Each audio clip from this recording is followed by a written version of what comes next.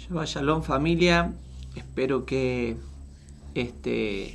esta semana que haya pasado haya sido de gran bendición. Vamos a empezar con el video de la parashá semanal Naso, que es levanta. En otras versiones o otros comentarios está puesto como toma.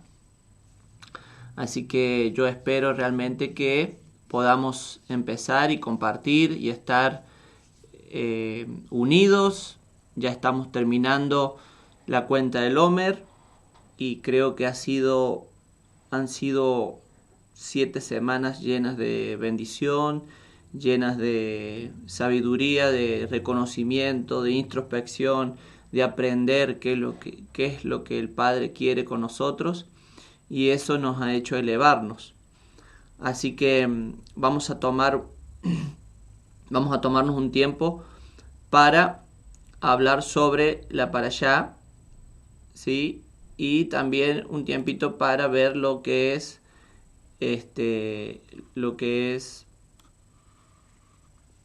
a ver, acá lo vamos a poner al lado derecho, ahí está, para ver lo que es lo que correspondería a Shavuot, que es ya mañana, empieza Shavuot, el día 50, y sabemos que en la historia han pasado muchísimas cosas importantes, y por qué no que este año también pase algo. Por ahí no lo vamos a notar de golpe, pero seguramente ya empieza a gestarse o ya está gestado. En los propósitos de Yahweh todo es a su tiempo. Para allá semanal Naso, levanta, como dije recién, o toma. Me parece importante este levanta porque estamos cerca de lo que es Shavuot, y en el día que se entregó la Torá realmente el pueblo fue levantado, fue elevado a otro escalón o a otra dimensión. Hay comentarios muy importantes con respecto a lo que sucedió ese día y me han gustado mucho. Por ahí en algún momento lo podemos llegar a charlar, pero en este momento estamos con la parashá. El contenido de esta porción se puede resumir así: recuento de Gersón y Merari, asignación de trabajos, ¿sí? Hay algo importante de esto que sucedió con la parashá semanal de la parashá pasada, que es de cómo se habían distribuido las tribus, ¿sí? Los clanes por cada 3 casas, ¿sí? A la derecha, a la izquierda, arriba y abajo, y después cómo estaban distribuidos los levitas alrededor del tabernáculo y dentro de lo que era la cubierta de los clanes que estaban por fuera. Y leí un comentario que dice que de acuerdo a los lugares que habían estado distribuidos, lo que eran los levitas era de acuerdo a la capacidad y la instrucción que tenía cada clan de las otras tribus de la casa de Israel, ¿no es cierto?, de la nación de Israel. Vamos a sacar casa porque eso corresponde a otro tiempo, pero la nación de Israel. Entonces, por ejemplo, hay un comentario que dice que en la parte donde estaba Coré, cuando ellos se sublevan, cuando ellos están en contra de la autoridad de Moisés, toda esa gente, todas las tribus, los 3 clanes que estaban del lado de la línea de Coré, ¿sí?, también cayeron en pecado, porque fueron ellos, los levitas que estaban de ese lado, eran los que eran sus guías espirituales. Entonces, de acuerdo a su guía espiritual, era como ellos estaban. También cayeron en rebeldía, ¿sí? Bueno, quería compartirles eso porque me pareció importante. De acuerdo a donde te vuelques, vas a saber y vas a entender y vas a aprender realmente lo que es la palabra, ¿sí? Y ser realmente leal, honesto, sincero, recto, justo, ¿sí? Bueno, limpieza del campamento, leyes de restitución, leyes de los celos. Creo que en las primeras para allá hablé de algo de eso, de la ley de los celos por las aguas amargas, cuando antes que pasaran, que Moisés tuvo que golpear, poner un palito en las aguas porque eran amargas, no podían tomarlas el pueblo de Israel cuando había salido. En realidad esas aguas amargas eran porque ellos eran adúlteros, o sea, eran pecadores, no podían tomar las aguas que le estaba entregando el Eterno, ¿sí? Leyes del nazareo o nazaerato o del nací, la bendición arónica y dar voluntariamente. Fíjense que esos 7 puntos los vamos a encontrar acá, ¿sí? A ver si acá está. El recuento de Gersón y Merari, asignación de trabajos. Eso es el llamado de Yahweh, ¿sí? Nosotros tenemos que saber que en toda nuestra vida o en la vida de cada uno de nuestra familia hay un llamado. No podemos ver el propósito en sí fundamentado, pero sabemos y tenemos fe de que si hay un propósito en nuestra vida, quizás es hasta para que nosotros podamos llegar a ser el puente para otro propósito mayor. Ahora vamos a hablar de eso un ratito más. El 2, remover lo que no pertenece a la imagen de Yahweh, o sea, limpieza del campamento, que también lo hablamos. Alguna vez hablamos de remover las cenizas del día anterior y renovar todo lo que tenían que hacer los levitas. La restauración de la imagen de Dios, que son las leyes de restitución, que nos pasa muchas veces, pasa de que son, por así decir, pequeñas muestras que nosotros hacemos de lealtad o de ser unas personas íntegras cuando devolvemos algo, cuando decimos, mira, esto se quedó en casa o esto lo encontré y sé que es tuyo. Esas cosas hacen a que la restauración de la imagen de Dios empiece a fluir, ¿sí? Leyes de los celos, el 4, restauración del nombre, leyes del nazareo, restauración del compromiso, la bendición arónica, cómo hacerse a la imagen de Yahweh y dar voluntariamente, responder con amor. ¿Sí? Son 7 puntos por ahí que tienen que ver. Muchas enseñanzas muy importantes en esta para allá. Las aguas amargas, una gran revelación, ¿sí? Números 4, se reparten las tareas, 4:21. Además habló Yahweh a Moisés diciendo, toma también el número de los hijos de Gersón, según la casa de sus padres por sus familias, de edad de 30 años arriba hasta 50 años los contarás. Todos los que entran en compañía para servir en el tabernáculo de reunión. Bueno, ustedes van a ver en algún otro, si están leyéndolas para allá o están leyendo la Torá, que hay en otro punto, hay en otro libro, que dice que a los 25 años, no es una contradicción. El servicio del sacerdocio empezaba a los 25, o sea, ellos tenían 5 años de preparación. Primero el servicio empezaba a los 13. De los 13 a los 18 había un nivel de enseñanza de Torah.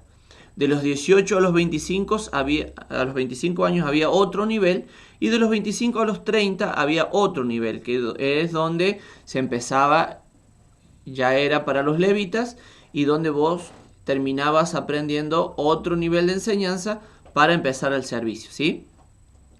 Recordemos, el sacerdocio comenzaba a los 30 años, la edad de Yeshua al comenzar su ministerio.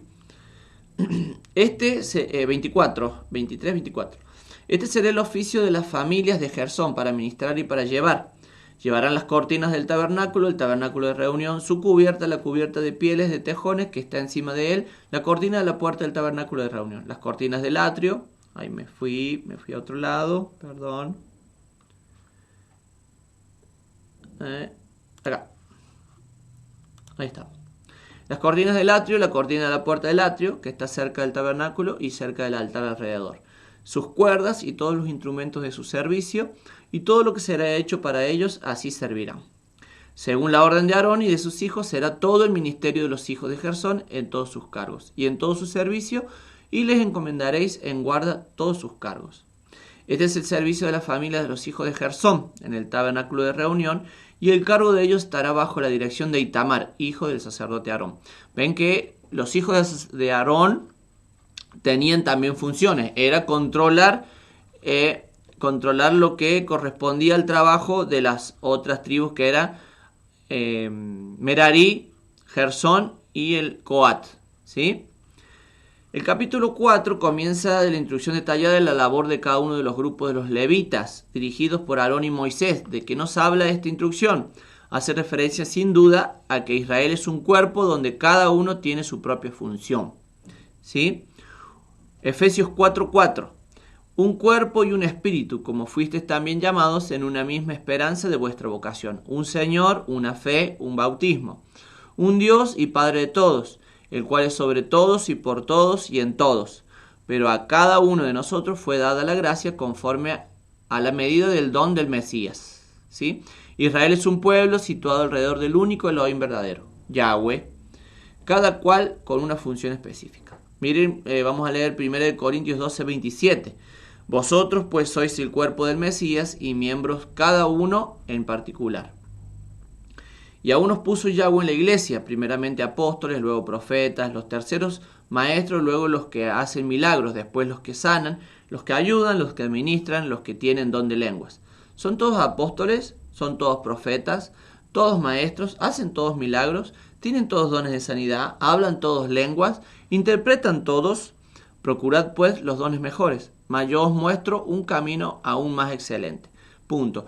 Acá con estos versículos, fíjense que si hay un orden, no significa que el primero es el más importante, porque miren, hay una mala interpretación de las escrituras en lo que es la cristiandad y lo que es el movimiento del reino, que creen que el apóstol es el último eslabón. Sería como el catolicismo, el papa el último eslabón y después Dios. Y no es así, porque acá no está dando eso. Acá lo que está hablando Pablo, el apóstol, ¿sí? el emisario, es de que dice: procurad pues los dones mejores, mas yo os muestro un camino aún más excelente. Pero todas estas cosas, 1 Corintios 12:11, pero todas estas cosas los hace uno y el mismo Espíritu. Bueno, al haberlas puesto así, se cree o se interpreta que el más importante es el apóstol. Y no, dice: procurad pues los dones mejores. ¿Mejores para quién? Y esto yo me incluyo.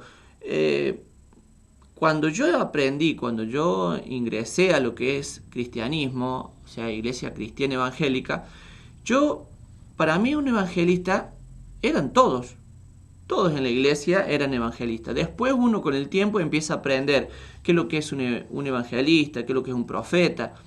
Pero, por ejemplo, conociendo a un profeta, conociendo a un apóstol, conociendo a un evangelista, conociendo a un maestro, cada uno de esos oficios, ellos mismos creen que es el mejor en su rama o en su línea.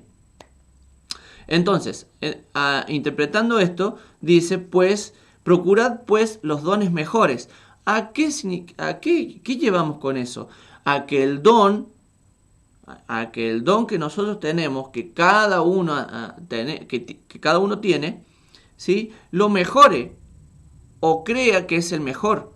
¿Para qué? Para que haya excelencia en el servicio. Porque yo puedo decir: yo soy evangelista, y no evangelizo a nadie. Y me pongo a discutir o a tener una discrepancia con algún otro, con un profeta, con un maestro, con un pastor, y resulta que no se ven mis frutos. Entonces yo tengo que procurar los mejores dones, pero los mejores dones son mejorar lo que yo ya tengo. No sé si me están entendiendo o no sé si me estoy explicando. Y hay otra cosa más importante que dice: más yo os muestro un camino aún más excelente. El camino de la verdad, el camino de la justicia, el camino de lo que es la revelación de Yeshua, ¿sí? Entonces, nos damos cuenta de que mucho tiempo estuvimos siendo guiados por personas que en su caminar estaban errados. Oramos por esas personas, ¿no? Para que se le caiga, así como se nos cayó a nosotros las vendas de los ojos, esa venda cristiana, babilónica, católica, porque hay mucho catolicismo todavía, así como pasó con nosotros, pase con ellos. Seguimos. 1 Corintios 12, 11, lo había leído, pero todas esas cosas las hace uno y el mismo Espíritu, repartiendo a cada uno en particular como Él quiere. De la misma manera, el Todopoderoso instruyó a los levitas de Coat y Merari acerca de sus funciones específicas en el santuario. Un Elohim, Yahweh, un Señor y Mesías, Yeshua o Yahshua. Un espíritu, el Ruach HaKodesh, un pueblo, Israel, una esperanza, la tierra prometida. ¿Cuál es tu función? ¿Cuál es nuestra función? Dice en otros versículos dice que nosotros somos parte de un cuerpo, ¿sí? El que es ojo no quiere hacer mano, el que es mano no quiere hacer pie. Entonces nosotros tenemos que ver cuál es nuestra función y guiarnos de acuerdo a las funciones que nos da el entendimiento, ¿sí? El Ruach HaKodesh. Pureza en el campo a causa del Eterno, número 5.1. Y Yahweh habló a Moisés diciendo: manda a los hijos de Israel que echen del campamento a todo leproso y a todos los que parecen flujo de semen y a todo contaminado con muerto. Así a hombre como a mujer echaréis fuera del campamento, los echaréis, para que no contaminen el campamento de aquellos entre los cuales yo habito. Y lo hicieron así los hijos de Israel y los echaron fuera del campamento, como Yahweh dijo a Moisés, así lo hicieron los hijos de Israel. Bueno, muy importante, el campamento en el cual yo habito. Escuchamos en la Jalilla que había niveles para sacar a los que estaban impuros del campamento. Los que tenían tal cosa eran sacados, no podían estar dentro del tabernáculo, los que tenían tal otra no podían estar en tal lado, los que tenían tal otra cosa no podían estar en el campamento. Sí, eso lo leímos, lo escuchamos, el que escuchó la Jalilla de la semana que compartieron los hermanos, van a entender qué es lo que significaba. No todos eran echados fuera del campamento, sino que había niveles. Esos niveles significaban el nivel en el que nosotros estamos, cómo nos encontramos nosotros para estar dentro del pueblo. Fíjense que no solamente se santificaba, ¿sí?, el nivel de santidad que tenía el tabernáculo, sino que también había otro nivel de santidad en el campamento, ¿sí? ¿Cuál es el mensaje del Eterno aquí? El Todopoderoso habita en medio de su pueblo, en su presencia debe haber santidad, ¿sí? La desobediencia y el pecado son inaceptables. En su presencia la persona debe ser retirada de la congregación hasta que con verdadero arrepentimiento haya abandonado el pecado. Eso es de acuerdo a la lepra, el zarat. Entonces realizará el ritual del regreso y podrá de nuevo ser contado como israelita en el campamento. Amigos, estamos tan lejos del pensamiento del Todopoderoso. Hoy una supuesta misericordia sustituyó la omnisciencia del Eterno. Por un lado, menospreciamos la instrucción del Todopoderoso y por otro lado, toleramos toda clase de pecado con el argumento de la gracia y el amor. Y es verdad, o sea, estamos hablando de que muchas personas nos dicen, no, pero nosotros estamos en gracia. O hay un pensamiento, una corriente que es salvo, siempre salvo. Y hay un montón de corrientes de pensamiento de que nos damos cuenta de que no están en la misma línea en la que estamos nosotros. Aún así en raíces hebreas, en mesianismo, judaísmo del Mesías, son un montón de... Volvimos de nuevo al comienzo, como pasaba en raíces cristianas. Tenés la luterana, la anglicana, la pentecostal, la bautista, la asamblea cristiana, asamblea de Dios y así por decir muchísimas. Y resulta que en raíces hebreas volvemos a lo mismo. Volvemos a que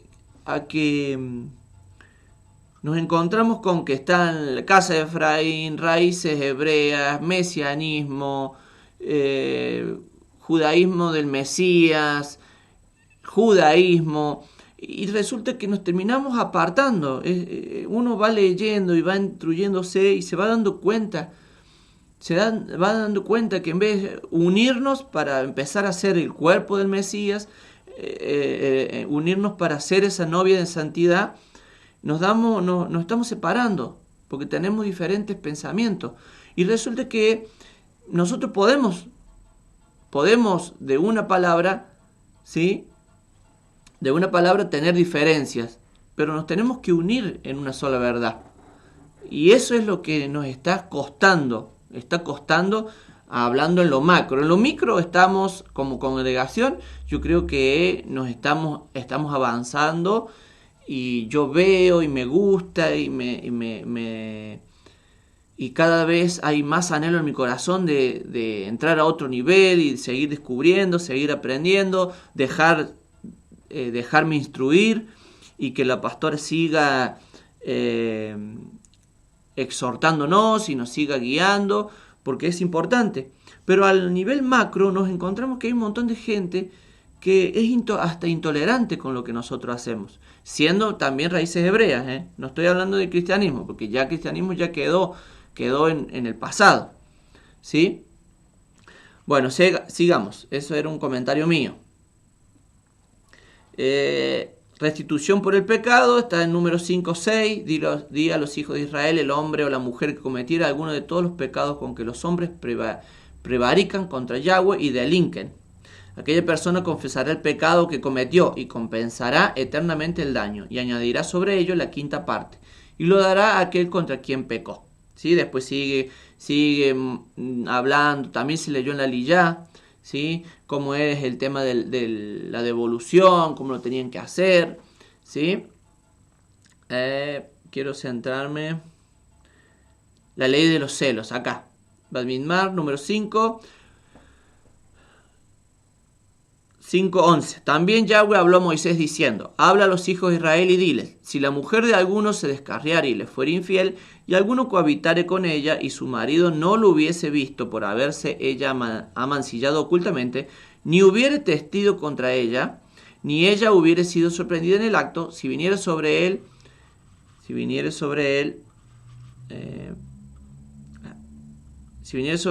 espíritu de celos, y tuviere celos de su mujer, habiéndose ella mancillado, o viniere sobre el espíritu de celo y tuviere celos de su mujer, no habiéndose ella mancillado, entonces el marido traerá a su mujer al sacerdote, y con ella traerá su ofrenda, la 10ª parte de una efa de harina de cebada. No echará sobre ella aceite, ni pondrá sobre ella incienso, porque es ofrenda de celo, ofrenda recordativa que trae a la memoria el pecado. Resumamos el proceso y el mandamiento, ¿sí? Si un hombre sospecha que su mujer le fue infiel, pero no tiene testigo, traerá a la mujer al sacerdote trayendo con ella una ofrenda de pecado. El sacerdote, esto lo estamos hablando porque es algo profético. El sacerdote presentará a la mujer delante del Eterno, tomará agua limpia en un vaso de barro y pondrá en ella polvo del tabernáculo. Agua limpia es agua de la fuente que estaba en el lugar, afuera, donde está, cerca de lo que es el altar del holocausto, ¿sí? De esa fuente se sacaba el agua, ¿sí? Recuerden que esa fuente se había hecho con los espejos de las mujeres, ¿sí? La mujer se parará delante del Eterno y le será rapada su cabeza o suelto su cabello, descubierta para humillación, y pondrá en sus manos la ofrenda. El sacerdote tendrá en la mano las aguas amargas que traen maldición. El sacerdote le dará: si eres inocente, serás libre de estas aguas amargas que traen maldición. Pero si eres culpable, tu muslo se caerá, tu vientre se hinchará y serás oprobio delante del pueblo. La mujer debía responder: amén. ¿Sí? Sigue explicando que si la mujer era culpable, se iba a inflamar, se le iban a caer los muslos, pero si era inocente, esa mujer iba a ser muy fecunda, ¿sí? Al leer el mandamiento por primera vez o sin la revelación del Mesías, es un mandamiento muy controversial, inclusive para el pensamiento judío. ¿Qué nos estaba diciendo el Eterno? ¿Cómo podemos entender este mandamiento? La mujer adúltera o sospechosa al menos representa a Israel, ¿ven? El esposo celoso, el Eterno lo advirtió. Yahweh celoso, dice: porque no te has de inclinar a ningún otro Dios, pues Yahweh, cuyo nombre es celoso, Dios celoso es. La mujer Israel debía pasar por la prueba delante del Eterno, tenía que tomar las aguas amargas, si era culpable moriría, si era inocente sería fecunda, se multiplicaría. Pero el Eterno, ¿sí?, sabía su culpabilidad, envió a su hijo para presentar la ofrenda y cumplir este ritual de la Torá en lugar de Israel, la esposa adúltera. ¿Por qué? ¿Por qué en este tiempo? Porque se estaba sellando el nuevo pacto. El pacto requería de una esposa digna. Yeshua entonces, delante del Eterno y del pueblo en el madero, tomó por nosotros las aguas amargas. Éramos culpables y murió. ¿Sí? Juan 19:29. Y estaba allí una vasija llena de vinagre. Entonces ellos empaparon en vinagre una esponja y poniéndola en un hisopo, se le acercaron a la boca. Cuando Yeshua hubo tomado el vinagre, dijo, consumado es, y habiendo inclinado la cabeza, entregó el espíritu. Habíamos entendido por qué al tener sed le dieron vinagre en lugar de agua, pero comprendamos más detalles muy interesantes. Yeshua fue exhibido desnudo delante del pueblo, humillación de la mujer, polvo del templo. Recuerden a la mujer sorprendida en adulterio, porque Yeshua escribía en el polvo, Juan 8:6. Mas esto decían tentándole para poder acusarle. Pero Yeshua, inclinado hacia el suelo, escribía en tierra con el dedo. Vamos a leer Jeremías 17:13. Oh Yahweh, esperanza de Israel, todos los que te dejan serán avergonzados, y los que se apartan de mí serán escritos en el polvo, porque dejaron a Yahweh manantial de aguas vivas. Las maldiciones escritas se borraban con las aguas amargas que contenían agua limpia y el polvo del templo o el tabernáculo. ¿Sí? Bueno, más adelante sigue explicando que Yeshua es el agua de vida. El sacerdote escribirá el número 5:23 esta maldición en un libro y las borrará con las aguas amargas. Gálatas 3:13. Yeshua nos redimió de la maldición de la ley, hecho por nosotros maldición, porque está escrito, maldito todo el que es colgado en un madero. Se había cumplido este proceso antes, el de las aguas amargas, sí, en el Éxodo, ¿se acuerda? Que hablamos de que ellos no podían tomar las aguas porque eran muy amargas, ¿sí?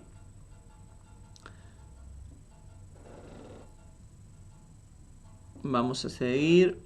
Bueno, la ley del nazarerato, que no podías te tenías que dejar el pelo largo, no podías tomar sidra ni vino. Sansón es uno de los ejemplos, grandes ejemplos, un juez de la nación de Israel, ¿sí? Pero yo quiero llegar hasta acá con acá, claro, porque justo leí que dice fin del voto. Quiero llegar hasta acá con esta para allá. ¿Por qué? Porque me quiero enfocar un poquito en lo que es Hechos y lo que es Ruth y lo que es el tema de Shavuot, ¿sí? Así que vamos a hacer unos 10-15 minutos para leer por ahí Ezequiel 36-26. Me voy a ir acá, Ezequiel. Me encanta esto porque puedo pasar a otro lado sin tener que estar cortando ni equivocándome. Ezequiel 36. Bueno, vamos a Shavuot. Justamente la parashá Naso cae un día antes de Shavuot, justo se dio, muchas veces va a caer juntos, no se lee la parashá, pero es importante porque dice levanta, y hay comentarios de judíos o de lo que es el Midrash, que es leyendas. Dice que el pueblo estaba acomodado de tal manera, esperando la presencia, que bajara Yahweh, que cada uno se le imprimió en su retina, cada uno pudo ver, ninguna de las personas que estuvo ahí vivió lo que vivió el otro. Estaban acomodados de tal manera que a cada uno se le grabó en su retina lo que sucedió en ese momento. ¿Sí? O sea, si yo hubiese estado, el que estaba al lado mío no hubiese vivido lo que yo viví, y el que estaba a mi lado no hubiese vivido yo no hubiese vivido lo que él vivió. Eso es lo que dicen varios comentarios, que fue de tal manera, llegó a tal nivel de santidad que se empezó a asomar en el monte Sinaí, que hay otros que dicen que los primeros 2 mandamientos, que fueron los que cuando habló Yahweh, que apenas escucharon, hay un comentario que dice que apenas escucharon la voz de Yahweh, las personas murieron y volvieron a ser revividas. Y dice que esa sensación de presión que hubo en su pecho no lo pudieron soportar, no lo podían soportar en el nivel, porque estamos hablando también, acá entran, se conjugan muchísimas cosas. La santidad, se conjuga lo que es, que creo que una vez lo hablé, no me acuerdo con quién, los niveles de la sintonía, de las sintonías de la música, que tiene, creo que es 430, 432, y lo han pasado a 444, le han subido ahora 8 o una octava, le han subido o algo así, pero era tanto el nivel que les parecía tremendo a las personas. Entonces le terminaron pidiendo a Moisés que Yahweh no les hablara a ellos, que directamente le hablaba a Moisés. Moisés ya estaba acostumbrado a sentir eso, por eso a él no le pasaba nada, pero dice el Midrash y los comentarios de los sabios que era muy, era muy invasivo, había mucha opresión, no opresión de la que hablamos, de la que conocemos, que es una opresión maligna, sino que esta era una opresión de santidad y nunca la habían vivido ellos, entonces les dio miedo, tuvieron temor. Entonces tenían miedo a morir. ¿Pero por qué tenían miedo a morir? Porque dice que ya, el comentario dice que ellos ya tuvieron una sensación de muerte y de revivir de nuevo. ¿Sí? Yo no me imagino, me gustó el comentario, pero no me imagino esa sensación. Pero sí me imagino, porque una vez me pasó cuando era chico, una sensación de que casi me muero. Fue de ahogarme y sentir, bueno, listo, hasta acá llegué. Me acuerdo patente de decir, listo. Me quedé abajo del río hasta que alguien me sacó y pude respirar y escupí el agua que se me había metido y tuve esa sensación de ahogo, de opresión en el pecho. Pero realmente cuando estaba abajo del agua yo dije, listo, hasta acá llegué, hasta acá llegó mi vida y listo. Pero llegó un amigo de toda la vida y me salvó y tuve esa sensación de opresión. Entonces más o menos yo la pude identificar, pero yo creo que ese nivel de opresión, de santidad, en la cual Yahweh estaba hablándoles para entregarles los mandamientos, entregarles la Torah, fue mucho mayor, estaban en otro nivel. Bueno, algo que estuve de viaje dos días esta semana, me fui a Luján, me saqué una foto que después la voy a compartir en el grupo. Y me llegó un pensamiento mientras leía terminaba de hacer la cuenta del Homer, y pensaba en lo que fue Hechos 2. ¿Sí? Fíjense que lo que sucedió en Ezequiel 36, Ezequiel 36, lo que sucedió en Shavuot, en la entrega de la Torah, porque ya era Shavuot, no es que comenzó Shavuot cuando se entregó la Torah, ya era Shavuot, sino que habían cosas que no se hacían, pero en la eternidad era Shavuot, el tiempo específico era de Shavuot, ¿sí? Entonces muchas otras cosas han sucedido en Shavuot, sino que nosotros tenemos bien marcado lo que pasó en la entrega de la Torah, ¿sí? Y después tenemos Hechos 2, donde el espíritu de Yahweh, el Ruach HaKodesh, desciende, y también hay lenguas de fuego y hay un estruendo, ¿sí? Pero me voy a quedar con 36-26, dice Ezequiel 36-26. Dice, yo te daré un nuevo corazón y pondré un nuevo ruaj dentro de ti. Yo sacaré tu corazón de piedra de adentro de tu carne y te daré un corazón de carne. Bueno, ahora nos vamos a Hechos 2. Quiero compartirles esto. Hechos 2, porque me parece muy lindo, ¿sí? Y lo comentaba con mi esposa, le mandaba un mensaje, le digo, mirá, fui iluminado, por así decir, me llegó un pensamiento, algo que necesito compartirlo, y cuando se lo compartí ayer, lo empecé a desarrollar y ya me introduje en lo que era Hechos, me introduje en lo que era otro pensamiento, y ya entró Ruth y el propósito de Ruth y quién era Ruth, porque en Shavuot se lee mucho lo que es Ruth, ¿sí? Se lee el libro de Ruth. Dice Hechos 2.1, la festividad de Shavuot completamente llegó por la cuenta del Homer y todos los creyentes se reunieron en un lugar, o sea, leyó por la cuenta del Homer. Recuerden que es un mandamiento. que se tiene que contar el Omer, ¿sí? 49 días y el último día es Shavuot, 50. De repente vino un estruendo del cielo como el rugido de un viento violento y llenó toda la casa donde estaban sentados. Entonces vieron lo que lucía como llamas de fuego que se separaban y se posaron sobre cada uno de ellos. Todos fueron llenos del Ruach HaKodesh y comenzaron a hablar en diferentes lenguas, según el Ruach les habilitaba para expresarse. Ahora bien, en Jerusalén se estaban quedando judíos, hombres devotos, de todas las naciones bajo el cielo. Cuando oyeron este estruendo, una multitud se aglomeró y quedaron confundidos porque cada uno oyó a los creyentes hablar en su propio idioma. Totalmente sorprendidos preguntaron, ¿cómo es esto posible? ¿No son todos estos los que están hablando de Galil? ¿Cómo es que oímos hablar en nuestras lenguas nativas? Nosotros somos partos, medos, elamitas, residentes de Mesopotamia, Judá, Capadocia, Ponto y Asia, Frigia, Panfilia, Misraín, Egipto, parte de Libia, cerca de Cirene, visitantes de Roma. Judíos de nacimiento y prosélitos, judíos cretenses y árabes.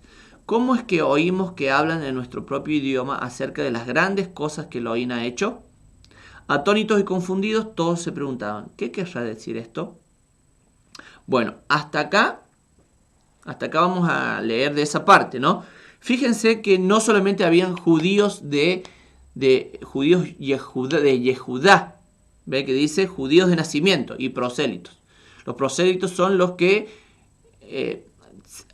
hacen ciertas leyes de los judíos, pero no terminan de ser judíos. Pero después había judíos de otro lado, de Mesopotamia, partos, medos, o sea, habían que más arriba lo explica, ¿sí? Ahora, fíjense que si estamos en la cuenta del Omer y terminamos la cuenta del Omer y están en Shavuot y sucedió este milagro, hay otros milagros que no se tienen en cuenta, porque seguramente los que escribieron, o sea, los escribas, pusieron porque era uno de los más importantes y más llamativos, pero seguramente hubieron otros milagros más no más importantes, pero sí más relevantes. Vamos a irnos a Hechos 2:36. Miren, y este es muy importante porque lo tenemos que tener en cuenta. Si nosotros escuchamos o hemos visto o hemos leído y hemos entendido, muchos en el cristianismo aprendimos de que le pusieron Pedro porque era duro la persona, era una persona dura, era una persona trabajadora, de poco entendimiento. Eso es lo que se enseñó. Pero vamos a Hechos 2:36. Kefa le respondió. 2:35. 36, acá está. Por lo tanto, que toda la casa de Israel sepa sin duda alguna que Yahweh le ha hecho tanto a Adón como Mashiach a este Yahshua, a quien ustedes ejecutaron en la estaca. El 37, al oír esto, fue como punzarles el corazón. Pero si tenían corazón de piedra. No, ya no. Ezequiel 36:26 dice que iba a cambiar el corazón en aquellos días, el corazón de pierna por uno de carne. Y dice, 37, a punzarles el corazón y dijeron a Kefa y a los otros emisarios, hermanos, ¿qué debemos hacer? O sea que no solamente hubieron lenguas de fuego, no solamente había lenguas y los otros entendían, sino que ya se había producido el cambio de ese corazón de piedra a un corazón de carne, ¿sí? Dice, ¿qué debemos hacer? Kefa les respondió, o sea, ¿quién es el que estaba hablando? Pedro. Vuélvanse de sus pecados, hagan teshuvá, regresen a Yahweh y sea cada uno de ustedes sumergido en la autoridad de Yahshua, Hamashiach, para perdón de sus pecados, y recibirán el don del Ruach HaKodesh, porque la promesa es para ustedes, para sus hijos, para aquellos lejos y para cuantos como Yahweh, nuestro Elohim, llame. Para aquellos lejos es para nosotros, para cuales Yahweh, nuestro Elohim, llame, eso es para nosotros. ¿sí? Él expuso su casa con muchos otros argumentos y se mantenía suplicándoles: sálvense de esta generación perversa. Por tanto, aquellos que aceptaron lo que él dijo fueron sumergidos, y aquel día fueron añadidos al grupo alrededor de 3.000 personas. Fíjense que hubo una restitución. ¿Por qué? Porque cuando Moisés baja, ¿sí?, del Sinaí con la Torá y ve el pecado del becerro de oro, ¿sí?, mueren 3.000 personas ese día. Pero en el mismo Shavuot, ¿sí?, más acá adelante, en el tiempo de Pedro y de los apóstoles, fueron convertidas 3.000 personas a los caminos del Mesías, ¿sí? Entonces, nos dimos cuenta que hubo una restitución del Abba. Yahweh restituye esas personas, ¿sí?, a su camino. Fíjense que eso es otro milagro. Entonces, si nos ponemos a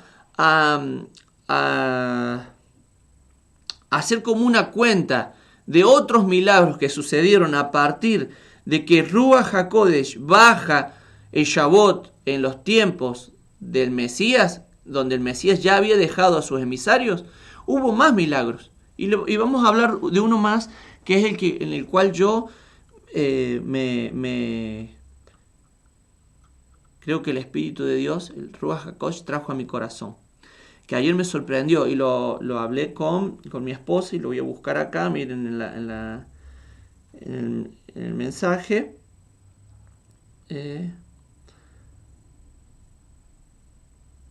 Acá.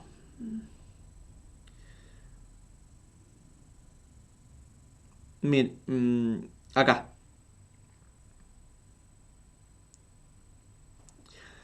Acá está. Acá le voy a leer lo que le comentaba a mi esposa. Si estamos en tiempo de Shavuot, seguramente Pablo, el emisario Shaul, celebró Shavuot, hizo la cuenta del Omer. Si él era judío, y más judío que los judíos era Pablo.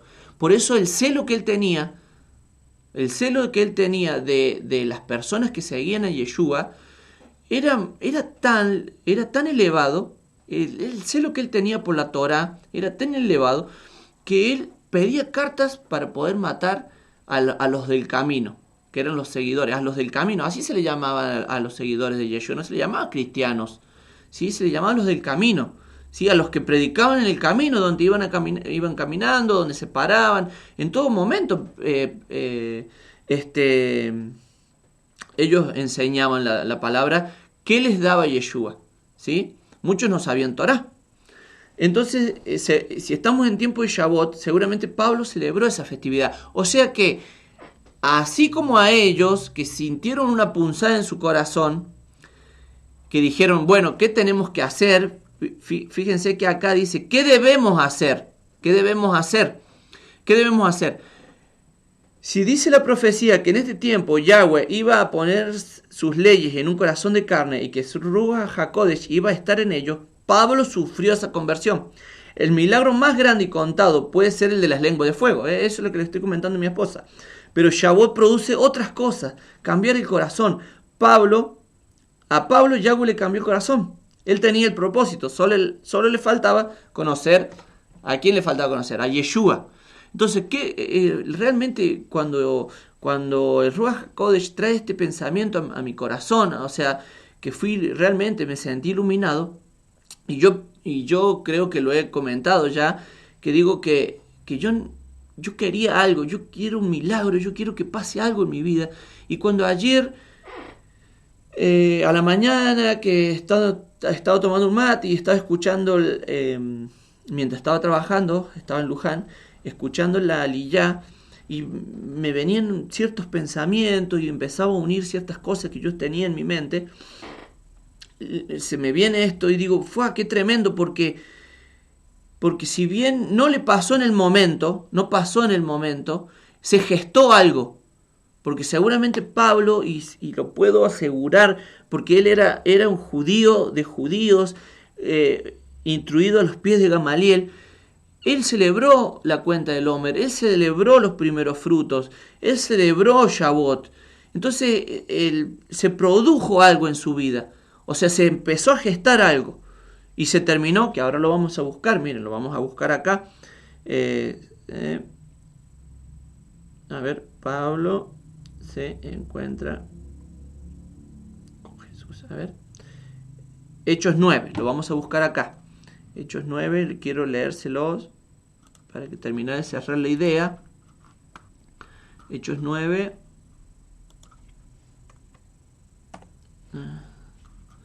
Hechos 9. Espero que, así como ha sido de revelación para mi vida, sea para la de ustedes. Mire, Hechos 9.1. Entre tanto, Shaul todavía respiraba amenazas asesinas contra los talmidín del Adón. Fue el Cohen Agadol. Y le pidió cartas para la sinagoga de Damasco, autorizándole a arrestar a cualquier persona que pudiera encontrar, fuera hombre o mujer, que perteneciera al camino. ¿Ve? No era el cristianismo, no dice que perteneciera al camino, dice que perteneciera al camino y los trajera a Jerusalén. Cuando iba por el camino, acercándose a Damasco, de repente un destello de luz del cielo resplandeció por todo su alrededor. Cayéndose en tierra, oyó una voz que le decía: Shaul, Shaul, ¿por qué me persigues constantemente? Él preguntó: Señor, ¿quién eres tú? El Adón le dijo: Yo soy Yeshua y tú me persigues. Pero levántate y entra en la ciudad y te será dicho lo que tienes que hacer. Los hombres que viajaban con él se quedaron petrificados sin habla, oyendo la voz pero sin ver a nadie. Ellos ayudaron a Shaul a levantarse de la tierra, pero cuando abrió sus ojos no podía ver nada. Así que, llevándole de la mano, lo trajeron a Damasco. Por 3 días permaneció sin poder ver, y no comió ni bebió. Había un talmid en Damasco, Ananías de nombre, y en una visión el Adón le dijo: Ananías. Él dijo: Aquí estoy, Adón.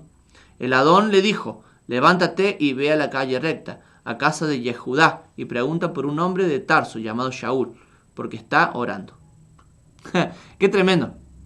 Entonces, si nosotros estamos hablando que en ese momento se produjo el cambio del corazón de piedra a un corazón de carne, donde la Torá ya no era escrita en piedra, sino era escrita en carne, ¿qué le pasó a Shaul? El día ese se empezó a gestar algo, y en Hechos 9 vemos la confirmación de esa gestación, donde Shaul se encuentra con Yeshua y Yeshua le habla y él dice, Señor, ¿quién eres tú? El Adón le dijo: Yo soy Yeshua y tú me persigues. Cuando Yeshua dice: pero levántate y entra en la ciudad, ya ahí está el perdón. Ya ahí está el perdón. Porque no dice: y tú me persigues y por motivo de eso vas a hacer ta. No. Dice: pero levántate y entra en la ciudad y te será dicho lo que tienes que hacer. O sea, Torá. Y te será dicho lo que tienes que hacer, vas a ver Torá. Entonces Shaul automáticamente empieza a ayunar por 3 días. ¿Sí? Fíjense que nosotros nos estamos dando cuenta de que él ayunó y oró por 3 días. Ayunó y oró 3 días, ¿sí? En el cual Ananías, que sabía quién era, a ver, vamos a ver.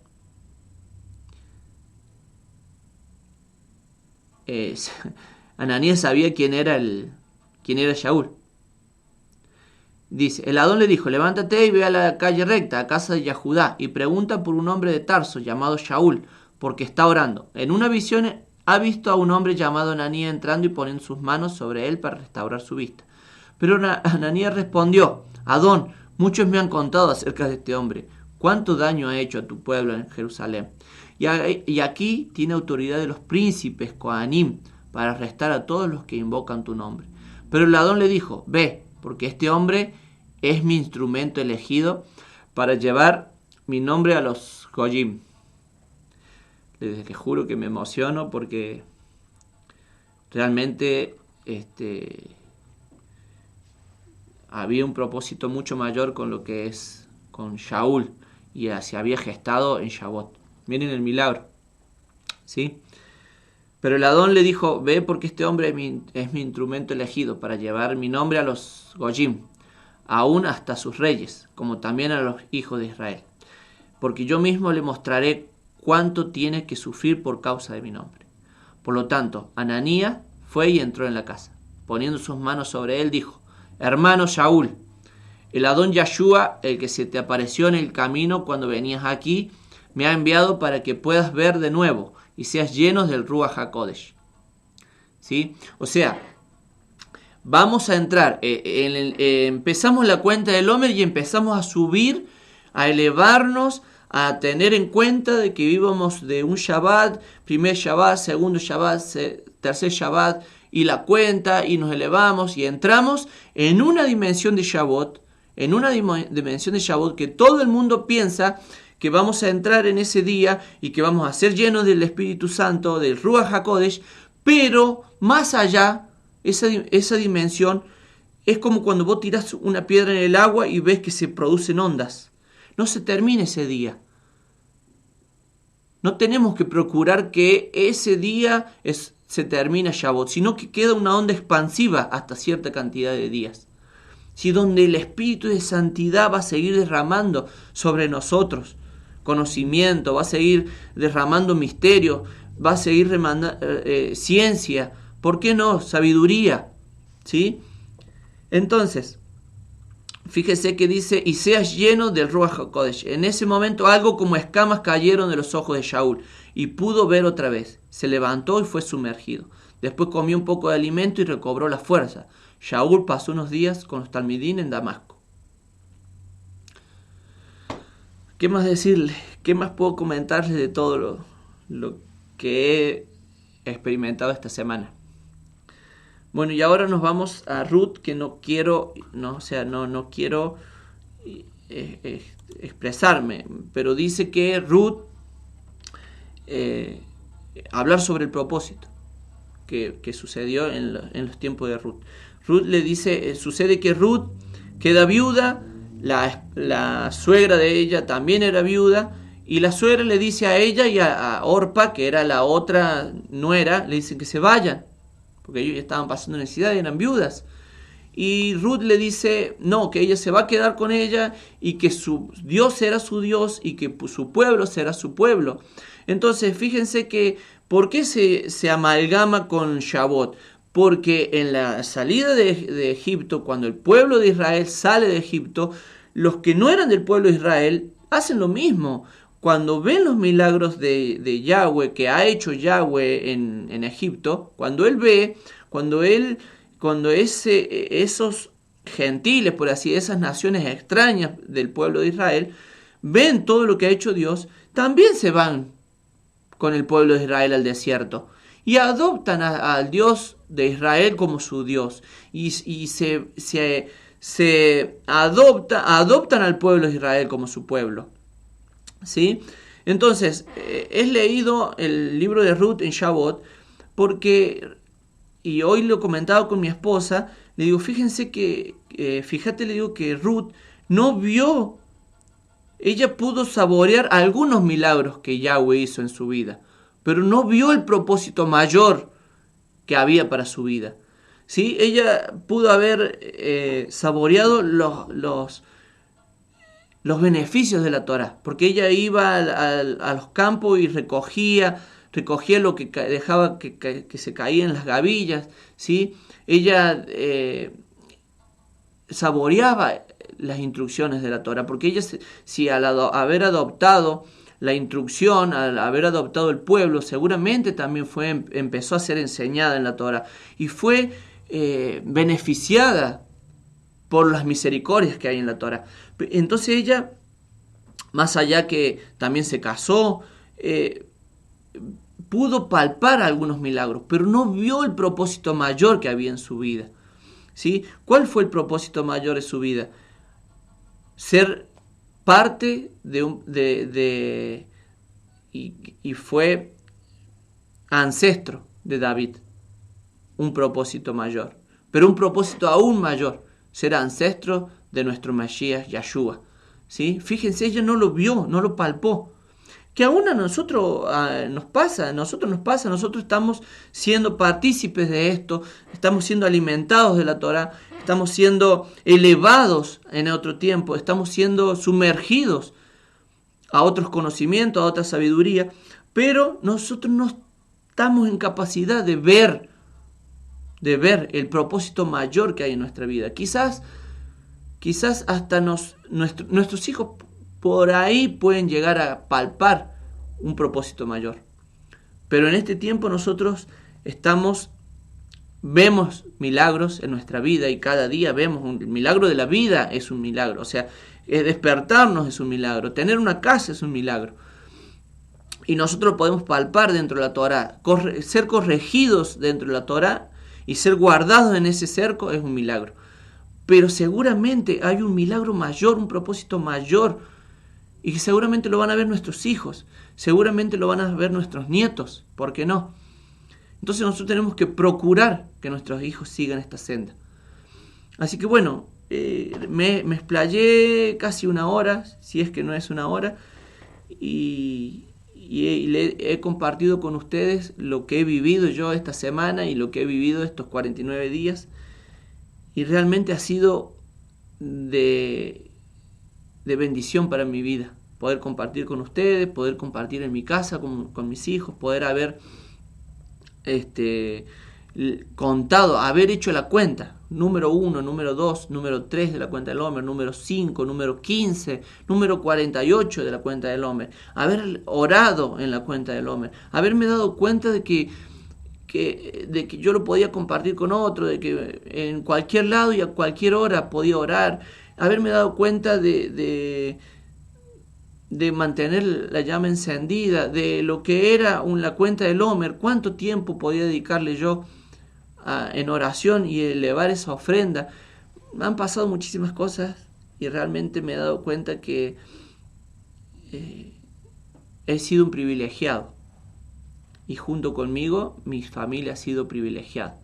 Porque tenemos a un Yahweh, a un Padre que es misericordioso. Y a un Dios que nos guarda en todo momento.